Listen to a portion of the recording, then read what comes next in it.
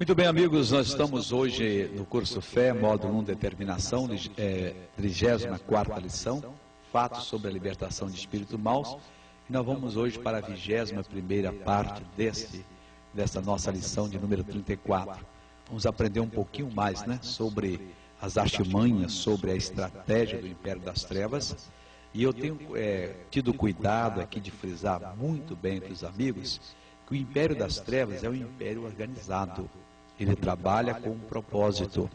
E esse propósito do Império das Trevas tem sido de levar as pessoas a uma escravidão completa e total. Milhares de pessoas têm sido usadas pelo diabo, oprimidas pelo diabo, por não entenderem as advertências que a Bíblia Sagrada faz sobre a operação do Império das Trevas. Gente, às vezes, santa de Deus. Gente que gastou a vida toda pregando o Evangelho, está permitindo que o diabo use essa pessoa. Kenneth Hagin conta num dos seus livros que ele foi levado a orar para uma senhora que era uma missionária. Ela estava na casa de 80 anos de idade e ela estava com câncer. E quando chegou lá, disse: não, irmão, eu não quero mais saber de cura, porque eu sei que Deus está me levando para o céu, eu servi a Ele. Que é isso em relação a tantas glórias que eu tive? E ele teve que falar com aquela senhora que aquilo não era Deus. Não, mas claro que não, senhora. Se Deus quiser a senhora agora, Ele pega o seu espírito e leva para o céu. Ele não precisa da ajuda do diabo. Até que ele convenceu aquela senhora, leu a Escritura, provou pela Escritura, e ela resolveu crer. Eles oraram e a mulher ficou curada. E ainda pregou muitos anos, levou muitas pessoas a Jesus. Há pessoas que estão na palavra de Deus, salvos, acreditam que Deus as ama, não fazem nada para magoar o Senhor, ao contrário, investem seu tempo, suas forças, suas habilidades para levar o conhecimento de Deus para milhares de pessoas, mas estão, de uma maneira ou de outra, permitindo que o diabo as oprima, que o diabo as destrua, e estão enfrentando situações terríveis, achando que é Deus que está fazendo aquilo. Não, Deus nunca fez, Deus nunca fará, o Senhor Deus jamais operará dessa maneira. Se estas pessoas obedecerem a Deus, se essas pessoas se firmarem na palavra de Deus, elas serão pessoas vitoriosas. Do contrário, elas não chegarão a parte alguma. A nossa lição de hoje tem como seguinte título: o diabo impede a pregação do Evangelho. Muitas vezes você vai pregar o Evangelho, você vai contar para uma pessoa a respeito de Jesus, e a pessoa vem com meia dúzia de pedras na mão para você. Lhe dá uma descompostura, uma bronca, faz uma desfeita que você diz: eu não vou pregar mais. Outras vezes você luta, fala, e você passa até com uma pessoa ridícula. Gente até debocham de você. Isso aí é o diabo que impede a pregação do Evangelho. Você não deve desanimar. Eu lembro quando eu me firmei na fé, dos 16 aos 20 anos de idade, eu tive períodos altos e baixos.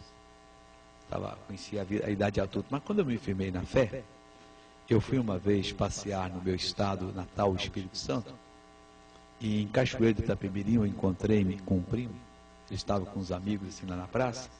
Ele é um rapaz assim que bastante assim alegre, espirituoso, e ele encontrou-se comigo ali, abraçamos tal. Disse: olha pessoal, eu queria apresentar para vocês o meu primo que mora no Rio de Janeiro. Ele é bem mais alto que eu. E o pessoal ficou olhando, E ele disse: olha, o meu primo agora ele é crente, ele não bebe, ele não fuma, também não faz. Aí todo mundo caíram na gargalhada. E eu esperei ele acabar a gargalhada, olhei para o meu primo, ele ria assim, aquela maneira debochada. Disse: pessoal, graças a Deus que eu não faço, porque eu sou de Jesus. E deu um testemunho sério e todo mundo ouviu ali na hora. Então isso aí o que é? É o diabo tentando impedir a pregação do Evangelho, às vezes com perseguição. Ele levanta às vezes uma autoridade para perseguir o Evangelho. Às vezes não é nem uma autoridade policial. Nós tivemos um fato no Rio de Janeiro, que eu pedi até que o nosso advogado ligasse para o Departamento de Limpeza Urbana e falasse com o diretor, perguntar por que 2 pesos e 2 medidas. A nossa igreja em Madureira, ela fica do lado de uma lanchonete.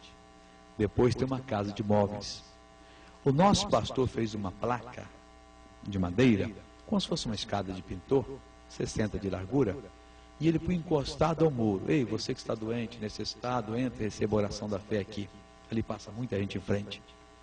Do lado dele, o moço que tem a lanchonete, fez uma placa de mais de 1 metro de largura e colocou aqui sucos, tal, barato, mandando entrar. Mas na frente, o moço que tem a loja de imóveis, coloca as poltronas no sofá, tudo na calçada. O fiscal da limpeza pública passou e deu notificação. Se a igreja não retirar a placa, vai ser multado em tantas ofertas, não sei lá mais o que, tal. E os outros 2 ele deixou. Eu até pedi ao advogado que ligasse, perguntando por que 2 pesos, 2 medidas. Nós já tivemos o cuidado de colocar junto ao muro para não atravessar, não atrapalhar a passagem do povo. O da lanchonete não colocou no meio da calçada. E o do móveis coloca os móveis na rua como se fosse loja dele. Eles não foram molestados, porque eles não pregam o Evangelho. Nós pregamos o Evangelho. Às vezes você vai alugar um salão, você procura a pessoa e conta que o senhor quer alugar, eu quero tanto, tá bom, o salão me serve, está aqui o documento, está aqui o fiador. E diz, para que é? Para a igreja? Não, para a igreja de maneira nenhuma. Existe. Nós ficamos muito tempo sem abrir a nossa igreja na cidade de Piracicaba, no estado de São Paulo, porque o nosso pastor foi um pouco, sem saber, infantil. Nós alugamos um salão. O salão nos convinha, tratamos o aluguel, fizemos um contrato. E quando ele chegou na firma, o empregado disse, olha, o seu fulano está aqui, foi para a casa da mãe dele. E ele foi procurar a casa da mãe. Chegando lá, bateu palma lá, lá veio uma senhora idosa. Ele disse, o seu fulano está aí? Ele disse, não, já saiu. Por quê? A mulher meio curiosa, né? Não, é que eu vim trazer um contrato. Ele, contrato? De qual? Do salão tal. Ele alugou? Há muito tempo queria alugar. Mas pode deixar comigo o contrato. Só entrega ele, entrega. Ela pegou. Fulano de tal, igreja. O que é isso, meu filho? Isso é o contrato que ele fez. O meu filho está alugando o meu salão para uma igreja? Não. Eu nunca traí o meu Santo Antônio, dessa vez que eu vou trair. Ali nunca vai ter uma igreja evangélica. Eu sou de Santo Antônio, o que é meu é dele. O diabo impede a pregação do evangelho. Vamos ver Marcos capítulo 4, versículo 15. Nós temos que estar preparados, porque às vezes ele usa até um parente, usa uma pessoa que aparentemente é uma pessoa, vamos dizer assim, coluna da sociedade, E ele ridiculariza completamente a pregação do evangelho, ele achincalha com a pregação do evangelho, e achando que aquilo ali é um absurdo. Não, se fosse um desfile de uma escola de samba com pessoas completamente despidas, que maravilha! Mas falar da palavra de Deus, não, esse nós não queremos. Diz aqui o seguinte, Jesus disse, e outra caiu sobre pedregais, 4. E aconteceu que, semeando ele, uma parte, 4:15. Desculpa, eu estava aqui pegando. E os que estão junto do caminho são aqueles em quem a palavra é semeada, mas tendo-a eles ouvido, logo vem Satanás e tira a palavra que foi semeada nos seus corações. Aqui é um ataque direto do diabo, impedindo a pregação do evangelho. O semeador saiu a semear. Então ele jogou a semente. Houve corações que a semente não bateu. Aquele ali o diabo já tirou, ou aquela pessoa não estava preparada, não bateu. Mas houve pessoas em que a palavra entrou. Jesus disse o seguinte, primeiro, parte da semente caiu na beirada do caminho. E ele explicou aqui, e os que estão junto do caminho são aqueles em quem a palavra é semeada, mas tendo a eles ouvido, vem logo Satanás e tira a palavra que foi semeada em seus corações. ele liga a televisão numa hora de desespero. Ele assiste o nosso programa. E aquela palavra cai no coração deles. Mas na hora. Mas é de ligar a televisão, eles não sabem. Vem o diabo, segundo Jesus, e tira a palavra. E ele já esquece do que Deus fez, do que o Espírito Santo realizou em seu coração. Ele não dá a mínima para aquilo que Deus estava usando na vida dele.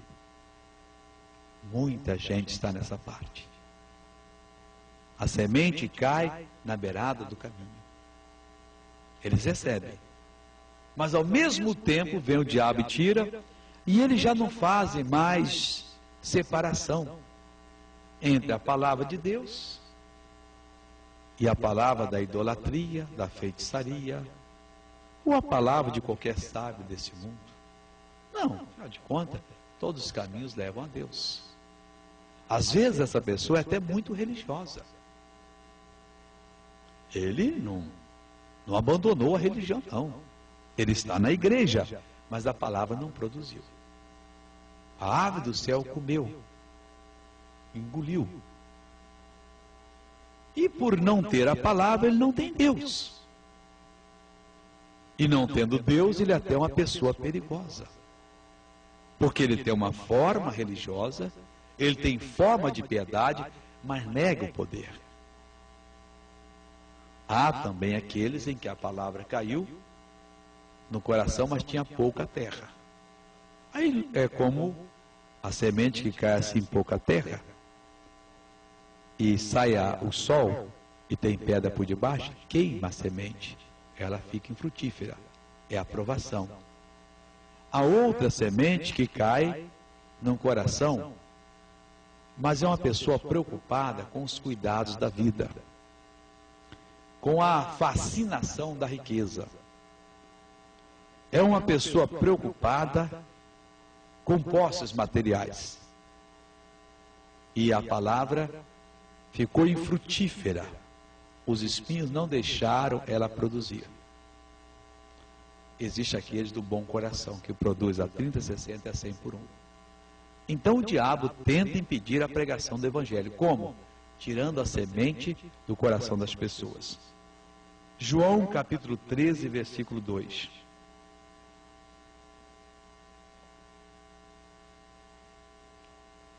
João 13, versículo 2. Acabada a ceia, tendo já o diabo posto no coração de Judas Iscariotes, filho de Simão, que o traísse. Olha, eles estavam numa cerimônia das mais profundas que o ser humano teve com Jesus. O Senhor Jesus chegou, não por acaso. Ele fez um milagre, mandou até que os discípulos fossem a certa cidade, e encontrassem um jumentinho, tal, desprendesse. E se alguém perguntasse, dissesse, tal, e tal. A coisa foi sendo programada. Levaram para Jesus, então, em Jerusalém. Tudo isso. Chegou o dia da ceia. O Senhor Jesus chegou, tirou a sua roupa, cingiu-se com uma toalha, e foi e lavou os pés de todos os apóstolos. O Senhor Jesus estava para fazer um trabalho bonito. Quando ele acabou a ceia, o diabo já tinha entrado no coração de Judas Iscariotes para que traísse Jesus. O diabo hoje, ele tenta, e tristemente, ele tem encontrado guarida, abertura no coração de muitas pessoas para trair Jesus. O Senhor quer dizer trair a igreja, mas não Jesus. Não, trair Jesus. Porque na maioria das vezes, meus irmãos, quando há divisões em igrejas, separações, é obra do diabo. Isso é uma traição que a pessoa faz a Jesus. Se você ler Provérbios capítulo 18, versículo 1, que diz: busca o seu próprio interesse aquele que se separa. Ele insurge-se contra a verdadeira sabedoria. Deus tem um plano para a Igreja da Graça. Tem uma missão para nós. Agora imagine se amanhã um ou dois pastores resolvam se separar. Pega o povo para enfraquecer a igreja. Foi Deus que fez isso? Não. Uma missionária, Deus pode ter um ministério maior para o pastor? Pode. E ele vai revelar a mim e aos outros. Nós vamos chamar o pastor e vamos dizer: irmão, Deus tem falado ao seu coração isso. E ele vai confessar, e eu tenho orado, pois o irmão vai com a bênção agora. Então Deus vai fazer um ministério maior. Agora, o outro fica com a ganância, ele quer aparecer, ele quer ser o tal. Então ele vai e se separa. Ele insurge-se contra a verdadeira sabedoria. É uma maneira que o diabo usa para destruir, amarrar, impedir a pregação do Evangelho, derrotar a pregação da palavra de Deus. Aqui nesse versículo diz que, acabada a ceia, o diabo já tinha colocado no coração de Judas para que o traísse. Você imagina, hein? Cerimônia da mais profunda, e Judas já tinha esse pensamento satânico. Ele olhava para Jesus, Jesus que conhecia tudo devia olhar para ele com amor tremendo. Ele sorria meio amarelo e dentro de si dizia: eu vou te entregar. Não com a boca, eu vou te trair. Ele chegou a ponto de beijar a Jesus. E Jesus disse: mas é com um beijo que você trai o Filho do Homem? Há muitos que estão recebendo o mesmo espírito de Judas. Primeiro ele começou a roubar da igreja. Ele era o tesoureiro de Jesus. Depois chegou a ponto de trair. Isso tudo são tentativas que o demônio faz para impedir a pregação do Evangelho. Porque o Evangelho pregado é o poder de Deus liberado. E quando o Evangelho é pregado, o inferno tem uma perda tremenda. Pessoas que estavam nas mais densas trevas, oprimidas e amarradas pelo espírito do fracasso, são libertas, se transformam, e o poder do Senhor Jesus opera em suas vidas.